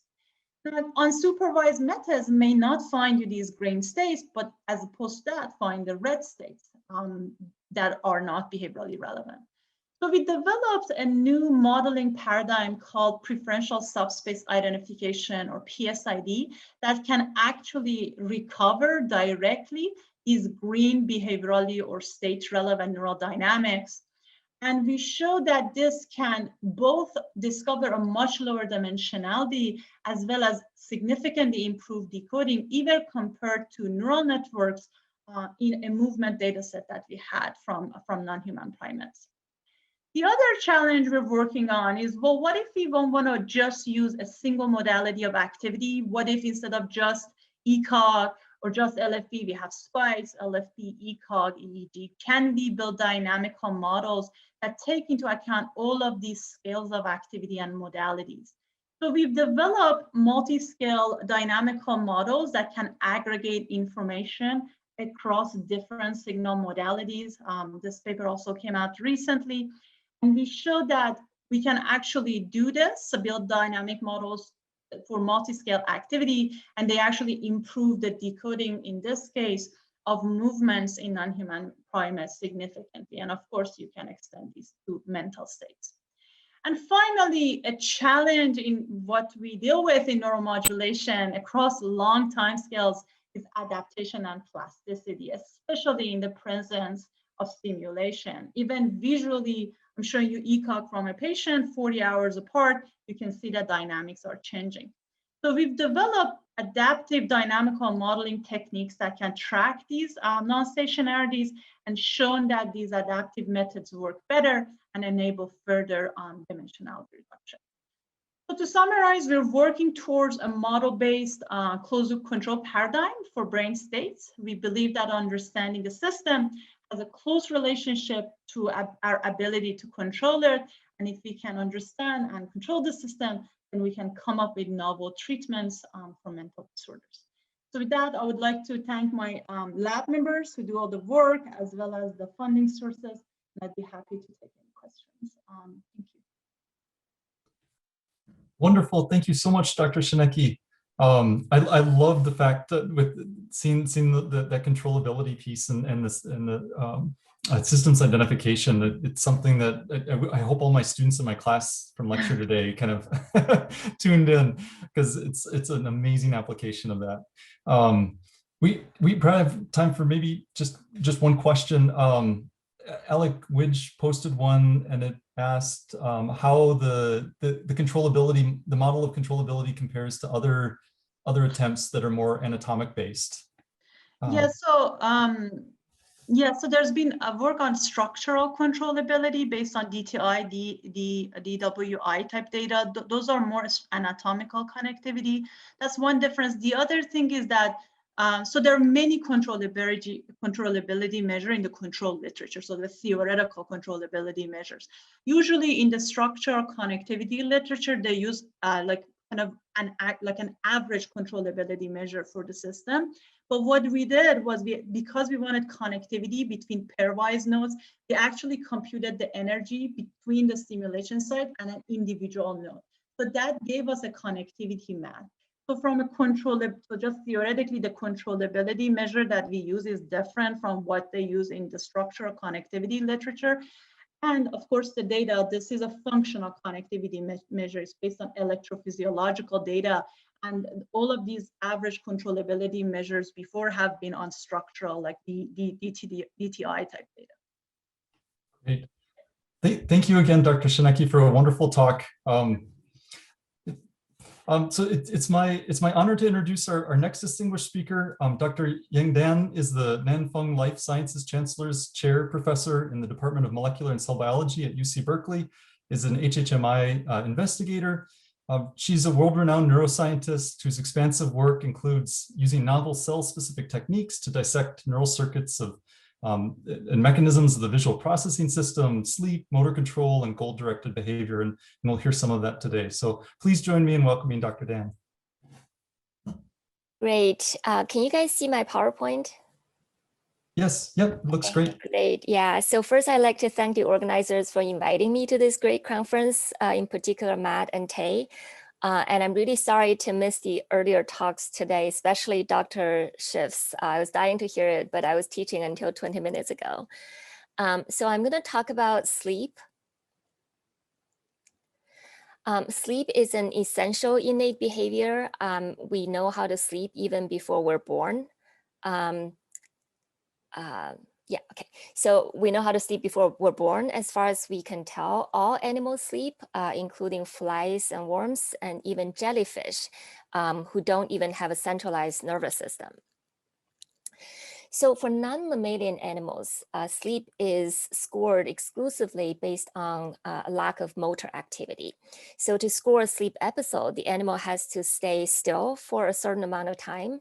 And if you apply mild sensory stimulation, they should show no motor response. For mammals, we measure EEG and EMG. EMG measures skeletal muscle tone, somatic motor activity. And for EEG, we see this sort of synchronized EEG with large amplitude, low frequency activity during non-REM sleep, and the desynchronized EEG during wakefulness and REM sleep. So for humans, we measure EEG and EMG and also things like heart and breathing rates.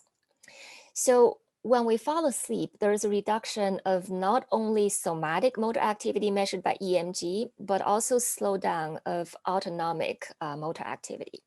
Now, the point is that falling asleep is not just about changing the mental state measured by EEG, but also reduction of both somatic and autonomic motor activity. So my lab is interested in sleep control.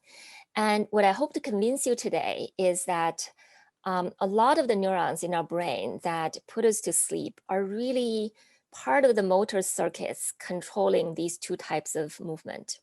So here's a circuit diagram for the central somatic motor control. And we and others have found sleep neurons in all the brain regions circled in red, pretty much every level of the network.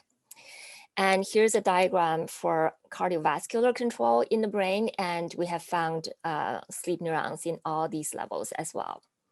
So this is the take-home message, right? So the sleep control system is really part of the two motor control systems. And now I will show you the data.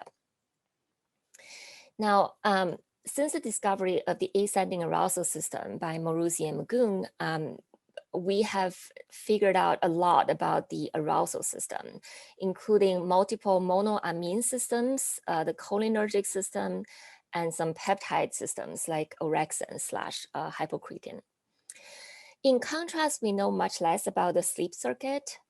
According to the textbook, there's a single sleep center in the anterior hypothalamus called the preoptic area, or POA. So the POA contains a group of GABAergic neurons that promote sleep by inhibiting a lot of these known wake-promoting neurons. And indeed, by using retrograde tracing from these wake neurons, we were able to identify a subset of the POA GABAergic neurons that promote sleep. But turns out that this is far from the whole story. About 5 or 6 years ago, we and others have also started to find sleep neurons outside of the POA, suggesting that it's not a single sleep center, but it's a more distributed system. So to get an idea of what the control system looks like, we decided to do a whole brain screening for sleep neurons. So we have two basic criteria for sleep neurons. First, they need to be sleep promoting. Their activation should increase sleep and their inactivation should decrease sleep. Second, they should be sleep active, right? So they need to be active at the right time to do their job. And for screening, we also have two corresponding strategies. We could either screen for sleep promoting neurons and then test if they're also sleep active, or we can screen for sleep active neurons and then see if they're also sleep promoting. So I'm going to take you through an example of each approach today. To screen for sleep active neurons, we use the false trap technique developed by Li Chunluo's lab. We cross two mouse lines together. One of them expresses Cre-ER under the false promoter. The other expresses a fluorescent molecule GFP in a Cre-dependent manner. We divided these cross mice into two groups. In one group, we injected this fast-acting tamoxifen during sleep deprivation SD. The idea is that the wake active neurons that are active during sleep deprivation should express Cre-ER and the injection of tamoxifen should cause the CRE protein to enter the nucleus and turn on GFP to permanently label the wake active neurons. In the other group, we first sleep deprive them and then let them into recovery sleep, RS, and then pair the injection of tamoxifen with recovery sleep to label the sleep active neurons. So when we compare these two groups of mice, we found this one brain area in the periaqueductal gray, the PAG, that contains many labeled neurons in the recovery sleep group than the ST group. And using RNA sequencing, we were able to identify this peptide marker, CALCA, as a good marker for these candidate sleep neurons. So next, we wanted to see if these neurons are truly sleep active by recording from them directly. And for that, we tag these neurons with channelrhodopsin using a CALCA CRE mouse, and then use this optical recording for in vivo recording. So the optical contains an optic fiber together with some electrodes.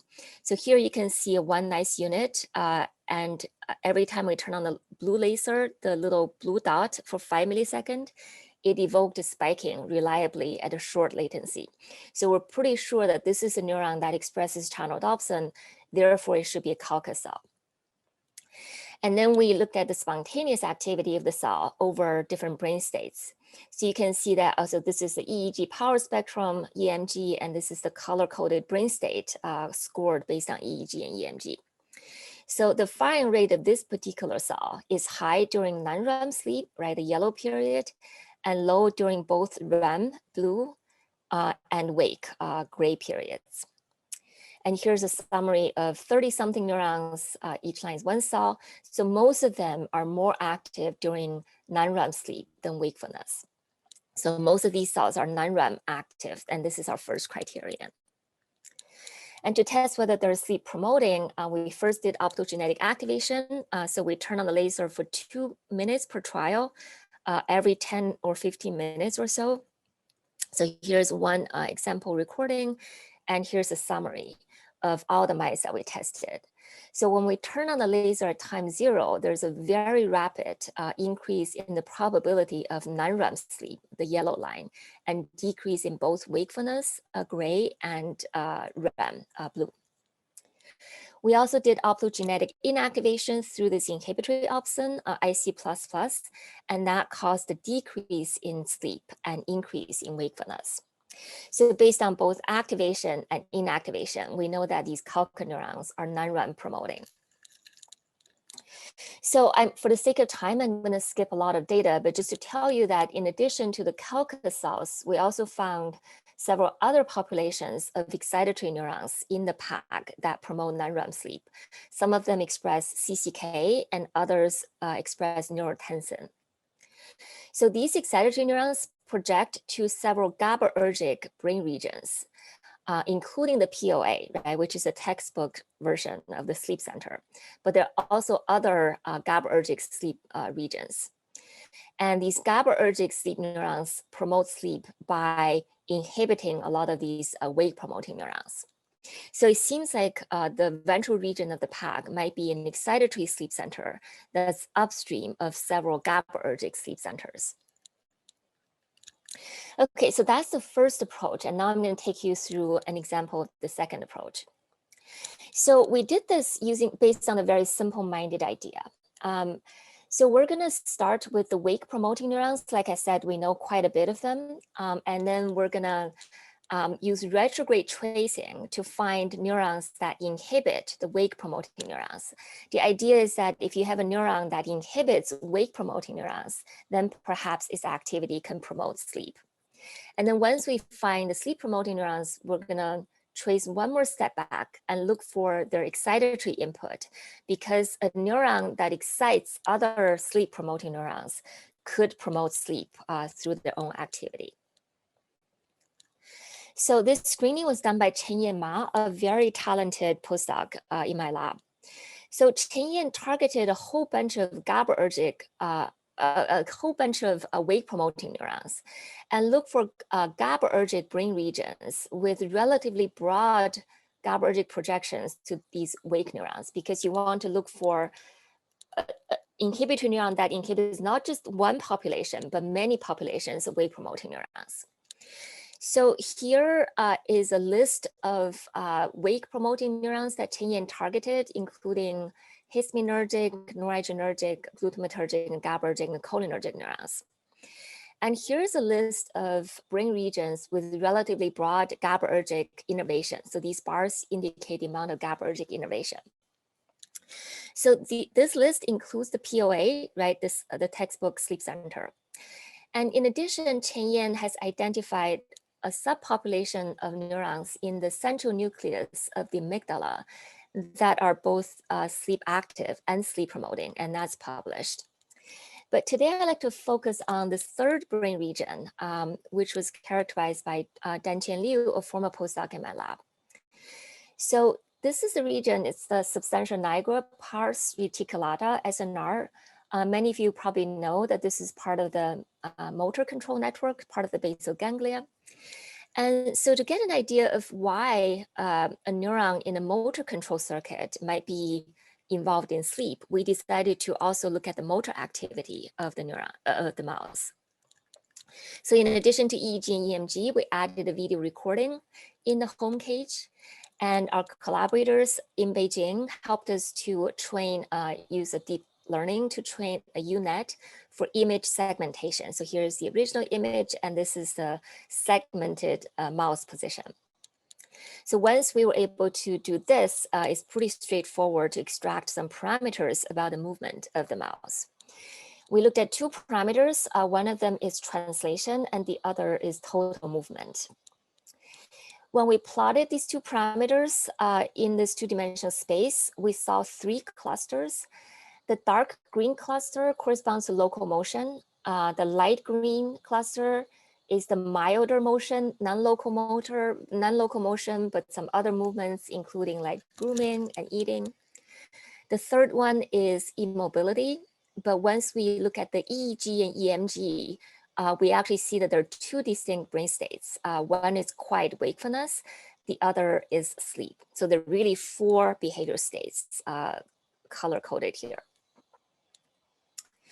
So when we look at the transitions between behavior states, they're not random at all. So if the animal starts out in locomotion, they always transition into non-locomotor movement. We have never seen a case where they were running in one moment and just fall asleep right away the next moment. That just never happens. And if they start out in non-locomotor movement, they either go back to running or they go into quiet wakefulness. They don't fall asleep right away either. So if we place these four behavior states in a single chain, then most of the transitions are between neighboring states, and they're very rare jumps that skip the neighboring state. Okay, so this is the behavior, and then we looked at the SNR. It turns out that there are actually two groups of GABAergic neurons in the SNR. The lateral SNR contains a lot of the parvalbumin positive inhibitory neurons, and the medial SNR contains many GAT2 expressing GABAergic neurons. So when we recorded from the parvalbumin neurons, again using ultrasound, we saw that these neurons are actually very active during local motion, and they're actually very inactive during movement. So these neurons are actually not sleep active. But when we recorded from the GAT2 neurons, these neurons are a lot more active during sleep and less active during movement. So here is just a superposition of the population averages of the two cell types. So you can see that it's the GAT2 neurons that are sleep active. And then we tested the effect of the activation. So when we activated the GAT2 neurons in the top, we saw, again, so the blue shading is the laser period. We saw an immediate reduction of locomotion and other movements and a significant increase in sleep. But when we activated the PV neurons, we saw very low effect on sleep.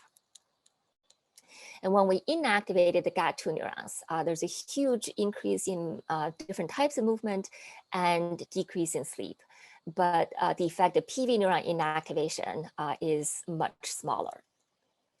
So basically, it seems like it's the GAT2 neurons, but not the PV neurons that are movement suppressed and sleep active, and their activation suppress movement and enhance sleep. Okay, so even though the GAT2 neuron activation increase sleep and decrease movement, it doesn't do so by causing direct transition from movement to sleep, which does not happen during the normal behavior. Instead, it does this by biasing the directions of the natural transitions. So all the red arrows are the ones that are enhanced by optogenetic activation of the GAT2 neurons, and the blue arrows are decreased transitions. So you can see that basically the activation pushes the animal down the chain one step at a time. So here I want to sort of make a comment, right? So when you look at the transition from local motion to other movements, we say this is motor control. And going from movement to quiet wakefulness, we say it's motor control. But from quiet wakefulness to sleep, right, which is, both are immobility state, we say this is brain state control. But in fact, these neurons really don't care what we call these transitions. All they do is just to push the animal down the chain one step at a time. So I think that this observation might provide some explanation as to why the so-called motor neurons can also control sleep, because you can really place these different behavioral states in a single chain. And so inactivating these GAT2 neurons basically have the opposite effects, right? So these upward transitions are enhanced and the downward transitions are suppressed. Okay, so we have found one population of GABAergic neurons, and then as promised, we're gonna trace one more step back and look for the excitatory input. So many of you probably know the answer if you study the basal ganglia, right? So the glutamatergic input to the SNR, a big part of it came from the subthalamic nucleus, the STN.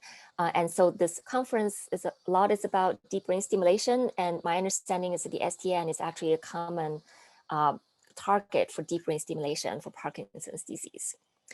So when we activated this STN neurons optogenetically, we also saw an increase in non-REM sleep and decrease in wakefulness. Okay, so at the beginning, I said that falling asleep is associated with reduction of somatic motor activity, but also slowdown of autonomic motor activity, including the heart rate. And so here I'm going to spend the few remaining minutes to tell you about a cardiovascular control circuit. And that circuit is a baroreflex circuit.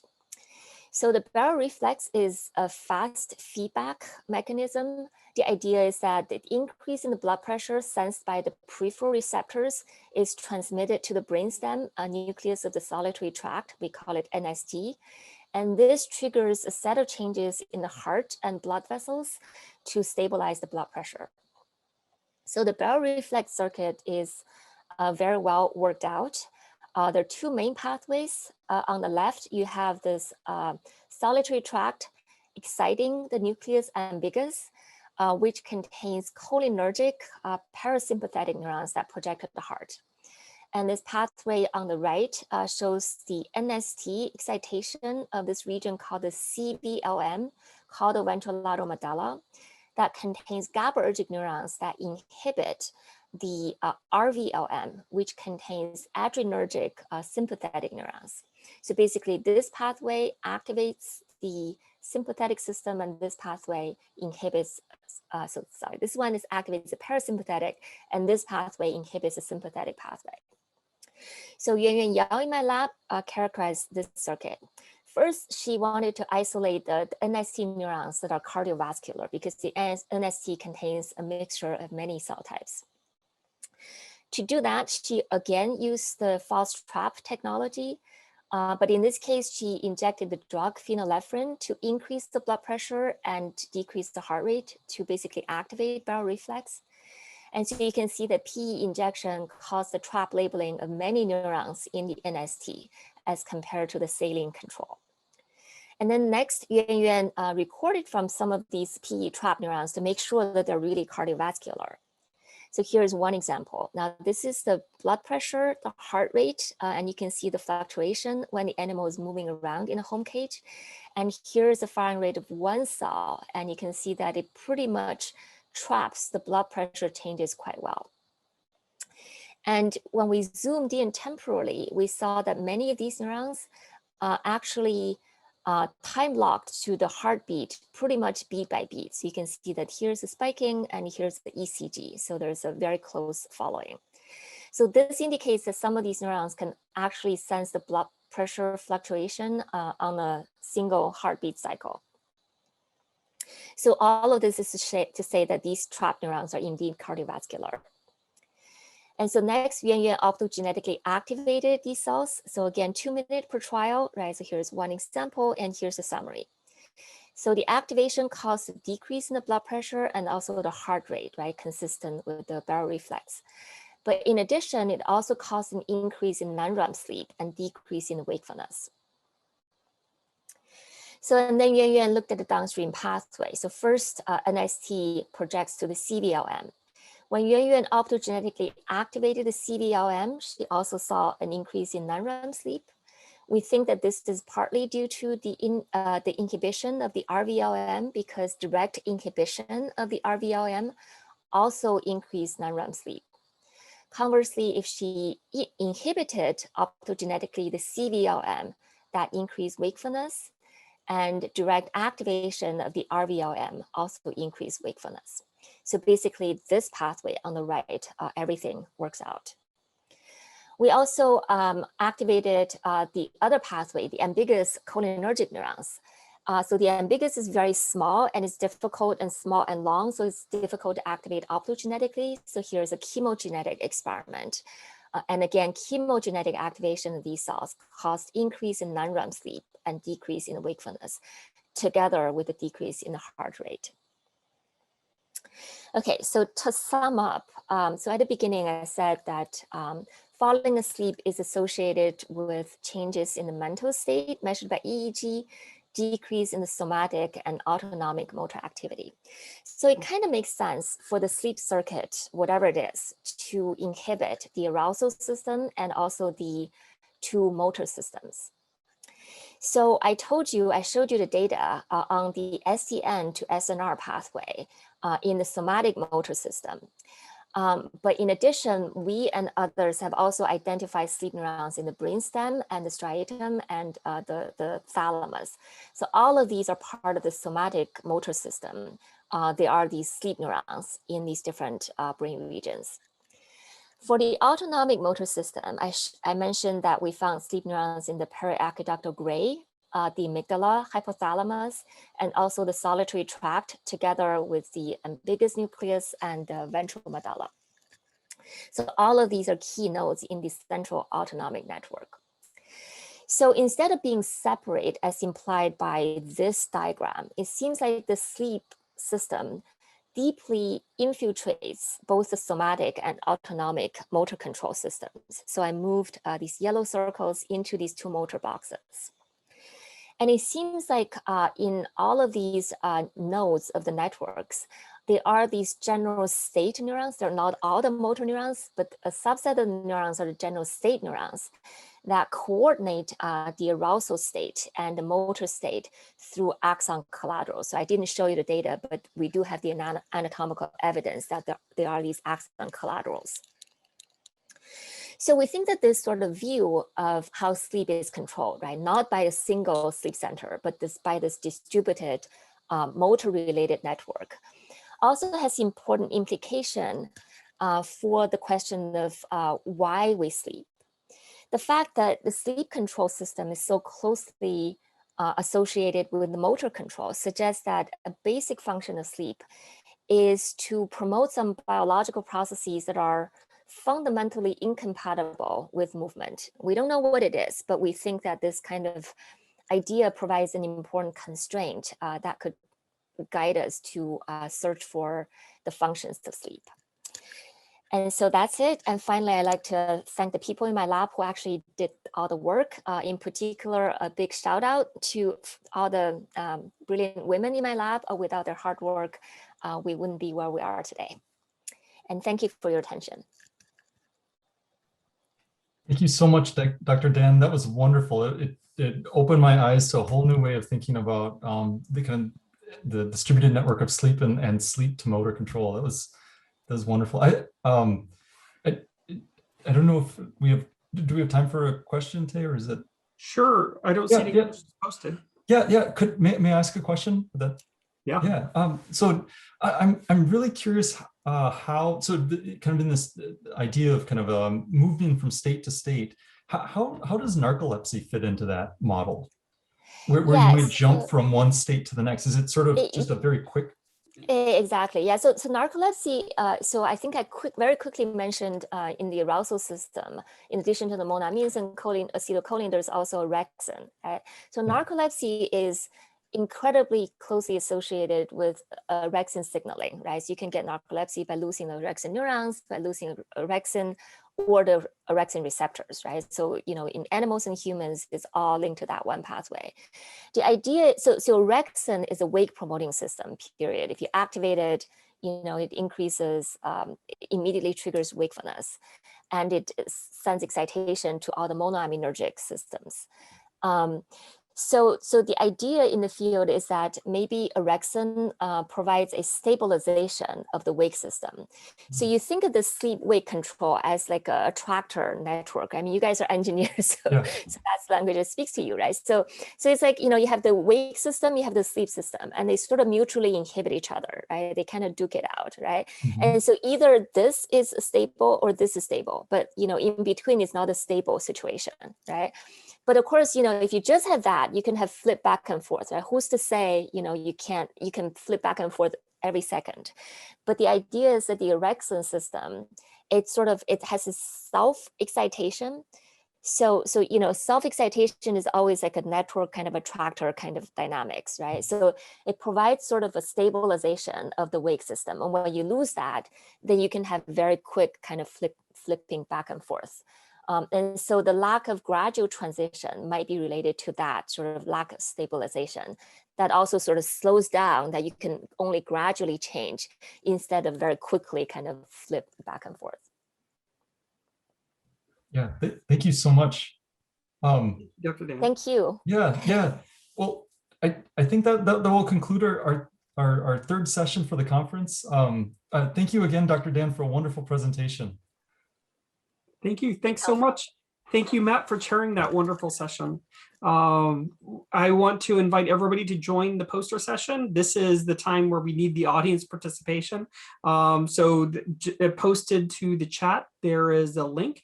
It is in a separate conference room. There's going to be breakout rooms. You can look at the list of which posters are in which breakout rooms on page 18 and 19. But we have roughly divided to addiction in room 1. Let's see, room, I forget how they're all ordered. But there is information when you get to the main room to decide which room you want to join. So please go there and join so we can get posters started ASAP. If you are a poster judge, I want you to know that if you see a poster is not listed on your judging form, it means it's presented by somebody who's not considered a student. So you don't have to judge it. So rank them according to the posters that are available for judging. So we will see you all in the other room just very shortly. Thank you.